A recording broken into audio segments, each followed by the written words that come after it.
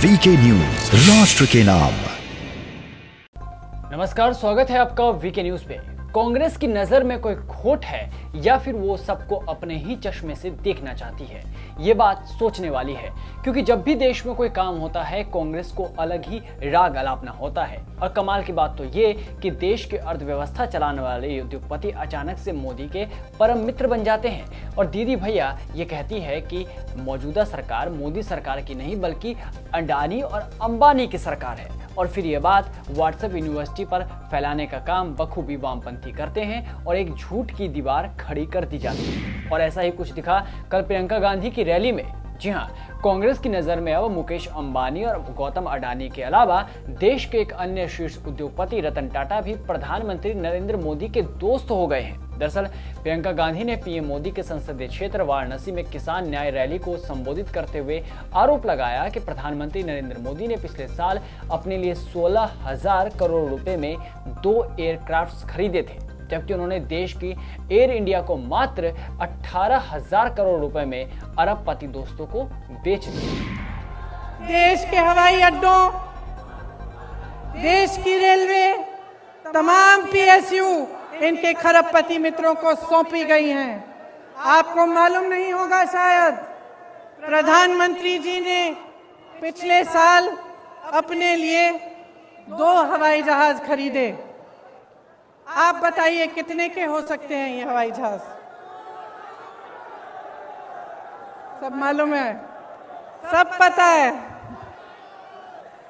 एक हवाई जहाज 8,000 करोड़ का था। 2 हवाई जहाज खरीदे कितने के? और इस देश की पूरी एयर इंडिया कितने में बेची? अपने खरबपति मित्रों को कितने में बेची? 18,000 करोड़ में बेची।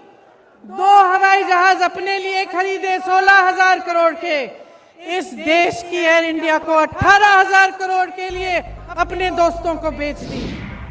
माथे पर त्रिपुंड लगाए दीदी मंच से हुंकार तो भर रही थी, कम से कम जनता के आगे सच भी बोल देती तो शायद कुछ नहीं बिगड़ता। जी हाँ, सबसे पहले आते हैं प्रियंका गांधी के उस दावे पर जिसमें उन्होंने कहा है कि प्रधानमंत्री नरेंद्र मोदी ने अपने लिए एयरक्राफ्ट खरीदे हैं, वो भी 2। फरवरी 2020 के बजट भाषण में केंद्रीय वित्त मंत्री निर्मला सीतारमण ने बताया था कि स्पेशल एक्स्ट्रा सेक्शन फ्लाइट यानी कि SESF के लिए कुल 810.23 करोड़ रुपए अलॉट किए गए हैं, जिसके तहत 2 नए एयरक्राफ्ट खरीदे जा रहे हैं। इससे पिछले वित्त वर्षों यानी 2018-19 और 17-18 में भी 4,741.85 इसके लिए अलॉट किए गए थे। अब ये नए एयरक्राफ्ट जो हैं वो बोइंग 777-300 ER मॉडल के हैं, जिन्होंने 25 साल पुराने बोइंग 747 को रिप्लेस किया है, यानी कि पुराने की जगह नया सामान लाया गया। इससे पहले इस विमान का इस्तेमाल एयर इंडिया द्वारा राष्ट्रपति, प्रधानमंत्री और उपराष्ट्रपति की यात्राओं के लिए किया जाता था। ऐसे विमानों पर आपको AI-1 या AIC-001 अंकित किया हुआ मिलेगा, जो ये बताता है कि इसमें राष्ट्रपति या प्रधानमंत्री हैं, यानी कि विमान आम नहीं है। अब रही बात खर्चे की, तो नए विमानों का कुल खर्च आधिकारिक रूप से सामने नहीं आया। अंदाजा लगाया गया कि इनमें 8,458 करोड़ रुपए खर्च हुए होंगे। ये सिर्फ अंदाजा है, अभी आधिकारिक बयान नहीं आया। अब आपको बताते हैं कि सबसे बड़ी बात जो आपको जाननी चाहिए कि पहली बात तो ये है कि इस विमान पर नरेंद्र मोदी के बाद बनने वाले प्रधानमंत्री भी इसका इस्तेमाल करेंगे और रामनाथ कोविंद के बाद बनने वाले राष्ट्रपति भी इस विमान का इस्तेमाल करेंगे, क्योंकि ये किसी व्यक्ति विशेष का विमान नहीं है, ये कोई निजी विमान नहीं बल्कि सरकारी विमान है। और ये देश लोकतांत्रिक है, इसलिए जो भी अगला प्राइम मिनिस्टर होगा वो इसका इस्तेमाल करेगा। दूसरी सबसे खास बात ये कि इन विमानों के लिए करार UPA 1 के काल में हुआ था, जब कांग्रेस के मनमोहन सिंह प्रधानमंत्री थे।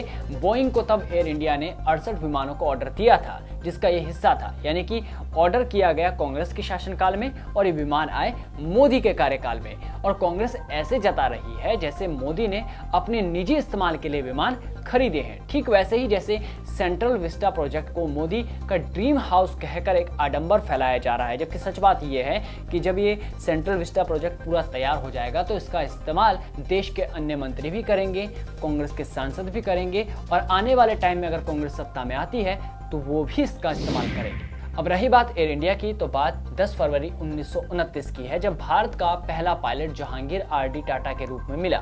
उन्होंने ही भारतीय एविएशन इंडस्ट्री को जन्म देने का काम किया था। जाने माने उद्योगपति जे.आर.डी. टाटा ने 1932 में टाटा एयरलाइंस की स्थापना की थी। ब्रिटेन की शाही रॉयल एयरफोर्स के पायलट होमी भरूचा टाटा एयरलाइंस के सबसे पहले पायलट थे, जबकि जे.आर.डी. टाटा और नोबल विसेंट दूसरे और तीसरे पायलट थे। जे.आर.डी. टाटा ने कराची से मुंबई तक की उड़ान भरी थी।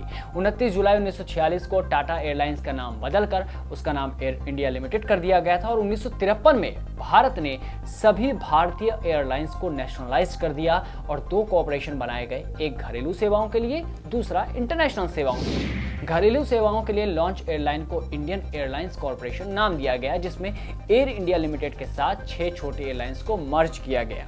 इंटरनेशनल सेवाओं के लिए बनी एयरलाइन को एयर इंडिया इंटरनेशनल कॉर्पोरेशन कहा गया। बता दें कि पिछले कई सालों से एयर इंडिया नुकसान झेल रही है। ऐसे में सरकार ने इसके निजीकरण का फैसला लिया था और अब इसके लिए टाटा सन्स ने सबसे ऊंची बोली लगाकर करीब 68 साल बाद फिर से एयर इंडिया की कमान अपने हाथ में ले ली। बाकायदा बोली लगाई गई थी और ये बात भी सबने देखी। मीडिया में इसकी खूब चर्चा हुई, सुर्खियां भी बनी। रतन टाटा ने भी इस बात का स्वागत किया, पर कांग्रेस अब ये कहने पर तुली हुई है कि सरकार ने इसे बेच दिया, अपने एक अरबपति दोस्त को बेच दिया। कमाल की बात है कांग्रेस की, और कमाल की बात की है प्रियंका दीदी ने। पर ये जनता है, जनता सब जानती है, सब देख भी रही है और सब समझ भी रही है, और इसका जवाब जनता ही देगी यूपी के आने वाले चुनाव में। इस वीडियो में बस इतना ही। देश और दुनिया की तमाम बड़ी खबरों से जुड़े रहने के लिए बने रहिए वीके न्यूज के साथ। नमस्कार।